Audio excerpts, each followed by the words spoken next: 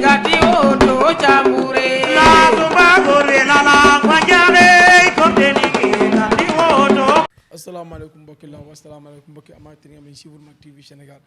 naa leen Mak TV international tey ñu am mbégte kontaan te dalal xale bi nga xamante ne daanaan la ci lamb muy Thiatou Yarakh am na lu mu def ci lamb lu bëree bëri tey ñëw di waxtaan ak moom si li nga xamante ne mooy journée bi nga xam ne mu ngi koy bëreel ki nga xamante ne mooy Fallou Ndiaye production mooy le 22 diggante moom ak xale boobu nga xamante ne mooy Serpent Noir bi nga xamante ne mooy moo bu dëkk Cambérène maa ngi lay nuyu mbër ci wax si loo ne.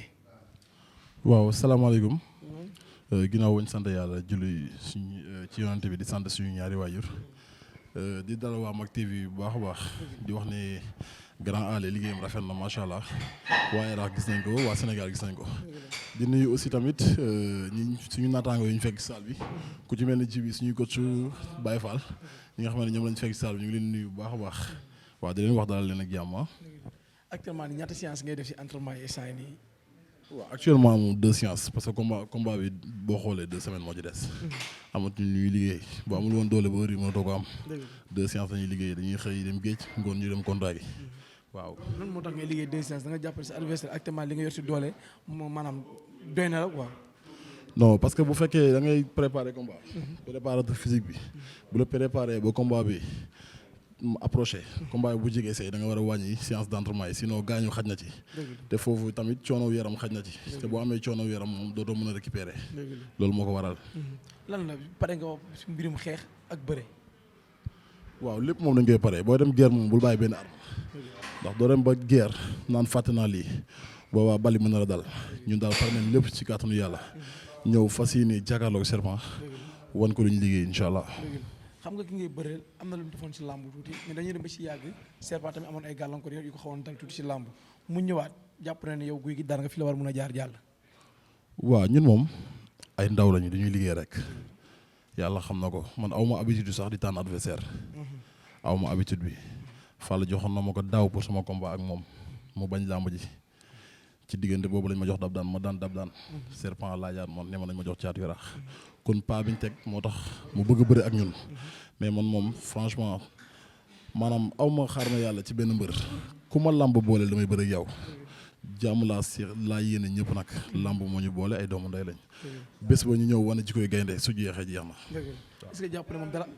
la préparé da la pare moo tax mu retourné nañ ma jox Serpent koo xamante ne nañ seen combat mu bañ mu dem ba ci biir jël la. waaw loolu moom damay faral di dégg mbëri naan comme moom li mu doon wax ci benn interview naan ay Thiatou Yarakh pare naa ko avant moom après ci moom pare naa xaw ma lan ak lan gis nga damay faral di wax yenn mbër yi bu fekkee loolu lañu teg mooy làmb ñoo ngi nax seen bopp duñu jox sa morom muy xëy di dem ci diini di entraîné nga naan kii pare naa ko te làmb ji jotagul foo ko teg feneen fu nekk da ngay nax sa bopp làmb liggéey moo koy def. est-ce que teg ko ci mystique. déggoo ma làmb liggéey moo koy def lu ñëw day motali. mystique am na mais boo liggéeyul boo ñëw ci làmb par force day feeñ. ñun ay xale lañ dañuy liggéey mënoo tëdd fee nag di lekk say ginaar naan kay pare naa ko loolu noonu loolu kenn mësu ko gis ci làmb làmb da ngay ñëw wane li nga liggéey voilà boobaa dañ xam ne pare nga mais làmb yi jotagul nga naan pare naa ko doog ko jël waaw kon loolu moo waral làmb ji kon jarul ñuy bëre bu dee pare na mu doog ma jël kay jarul ñuy bëre ñu gis ne si li nga xamante ne am ngeen différence de taille tuuti moo la xaw a sut loolu mbaa du la sonal tamit nga xamante ne seen diggante seen combat yi ñaar ndax yaa ngi liggéey ci loolu tamit bëri naa ñett adversaire yoo xam ne ñoom ñoo ko sut 2 Ziga bu Parcelles moo sut Serpent xam nga ci dara aatu tamit nekkul ndaama njool la dab daan njool la waaw kon maanaam moom genre am yooyu jaaxaluñu ma quoi. am nga habitude di bëre njool daal. waaw am naa habitude du bëre njool. dëgg la waaw tey ñu gis ne li nga xamante ne mooy démb def nga benn caravane bu mag. génne maanaam nitu Yarakh yëpp ñoom ñu sa ginnaaw combat bi yëpp ñu am ñu jàppale combat bi gis naa si genre mobilisation yaa ngi si mobilisé loo xamante ne tey gis naa si lu garaaw yaa ngi ko ciy liggéey am na nag loo nar si combat bi dafa mel ni waa Yarakh dañ leen yàkkamti la wala am na leneen loo bëgg boo paree si combat bëgg nga leneen loolu lii tamit. waaw xëy na yoon moom da nga koy xali balaa nga cay jaar boo ko xaliwul doo ci mën a jaar te xëy na waa Yarakh ñu ji loolu ñun ay ndaw lañ boo xoolee ñu ñëw nekk mbëri gën a ndaw ci Yarakh am nañ fi ay mag ku ci mel ni Moussa Ndoye moom gën a nekk champion mbëru mag la maan ci ginnaawam ak ñoom wër jàmbaar ak ñeneen ak ñeneen kon man maa gën a ndaw ci mbëru Yarakh yi mais xëy na maanaam population bi ñoo bëgg seen doom rek bëgg ko yeggali fenn fi loolu moo waral ñu jóg xam nga def caravane boo xam ne sax Thiatou yëngu ko parce que surprise la ci man def caravane bu mag dugg ci dëkk bi yëngal pour engouement wu combat bi waaw parce que tamit xam nga rek lépp dañuy def pour journée Fallou Ndiaye rafet. parce que promoteur bi pour mu am ci confiance ci yow il fallait mu gis yenn signes yi ci wàllu popularité pour que maanaam sa lamb di gën a yomb sa yoon di gën a gaaw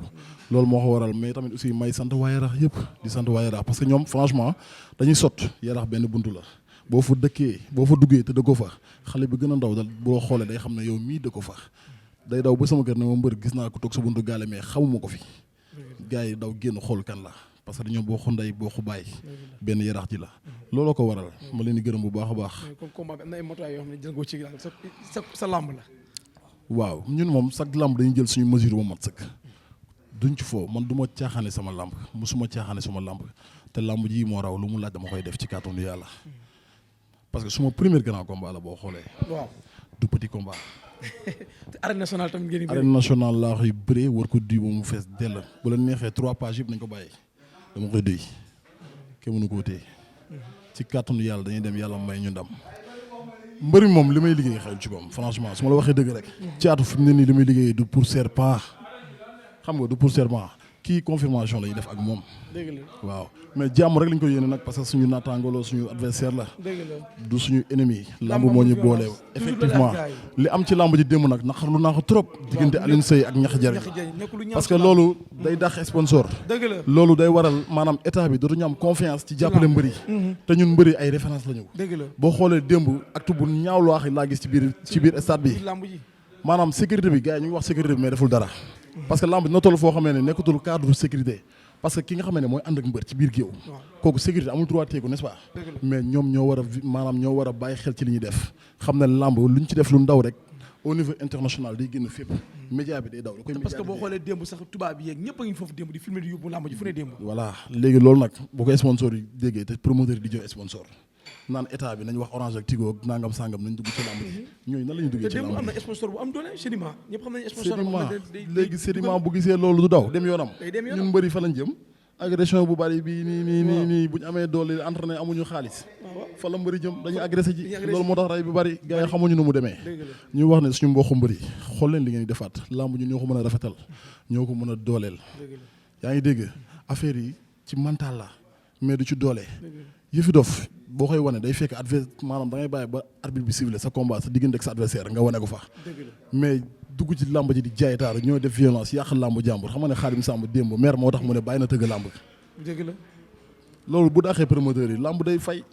bu fayee maanaam dañuy chômer te buñ chômer boobaa crise day am ci dëkk bi parce que démb boo xoolee affaire bu ñaaw am na ci làmb man dama jàpp ne mbër boo demee bay war a def mbër dara dama nga def ko yéen ñaar seen diggante yéen ñaar mbëri si géew gi man loolu laa gëm man gis nga xam nga fa laay fay mer sama lamb bu dee yaa ngi koy seetaan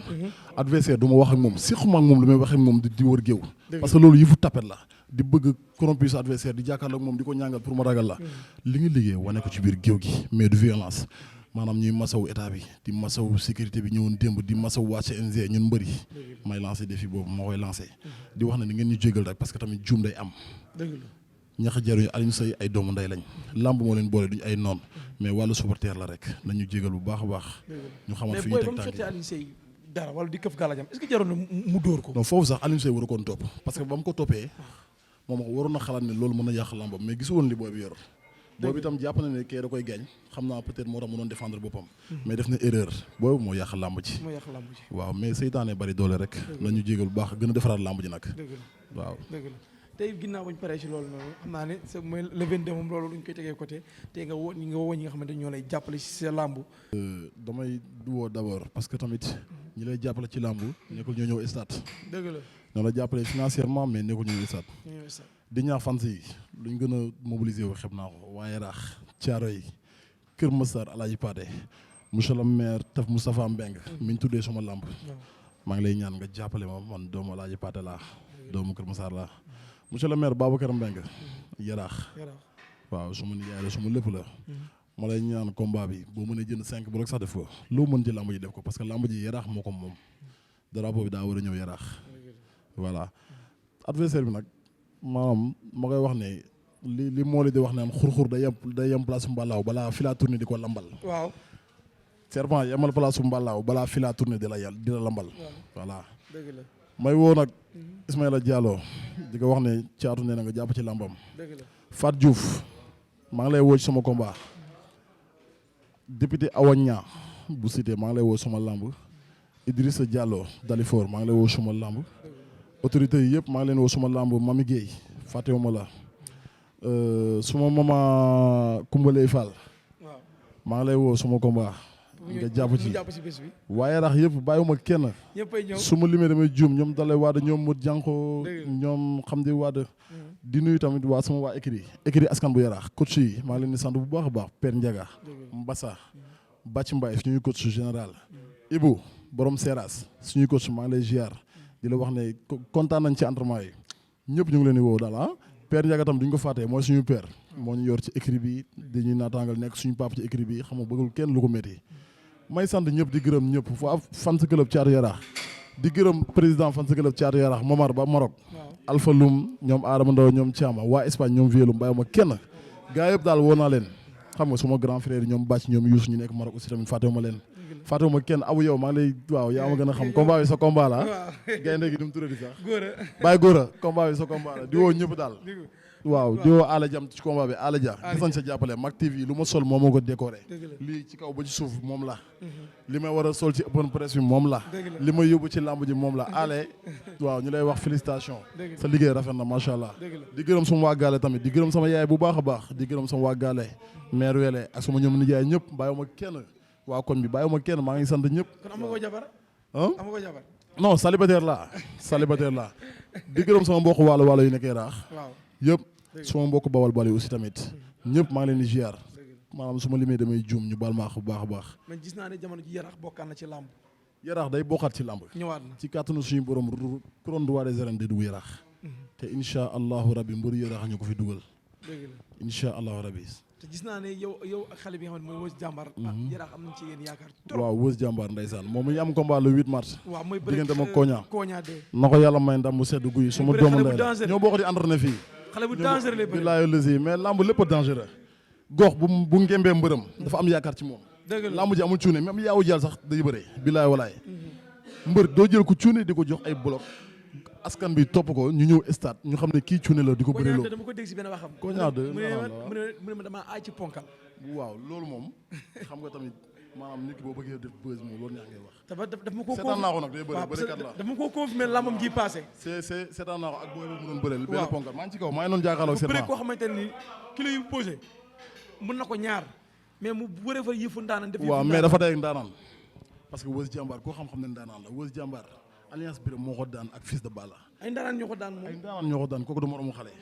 dëgg la te ci kàttanu yàlla moom li muy liggéey fii xam naa boobee da ko gisul mais boobee damay ragal bu gisee li Weuz di bëri mu delloo avance bi booy bi liggéey na de waaw jërëjëf Thiatou Yarakh dañ joxante rendez-vous incha allah le 22 le 22 stade national bu Pikine ma leen di jox rendez-vous tamit open press Thiatou Yarakh le 19 ci kàttanu yàlla na ko ñëpp teewee terrain en montagne sud di ci woo presse yëpp na gaa yëpp ñëw bu kenn tardé presse yëpp incha allah ñëpp dañ ci ñëw jàpp waaw Jibi Ndiaye mu ngi sama ginnaaw maa ngi lay nuyu bu baax a baax waaw Jibi Ndiaye sa waay waaw moom mooy porte-parole fan si porte-parole fan si club bi dëgg la démb ci caravane bi gis nañ mu def affaire bu nice noonu la demee ñëw foofu waxtaan ak gars yi tamit xam nga waaw lu jërëjëf Thiatou Yarakh jërëjëf jaajëfal di la bëggee waaw di bëri waa salle bi yëpp ñoom Aliou Thiam ñoom ñëpp sama gars yi bëgg naa leen bu baax a baax dëgg la jaajëf gati o to chambure la tumba gore la la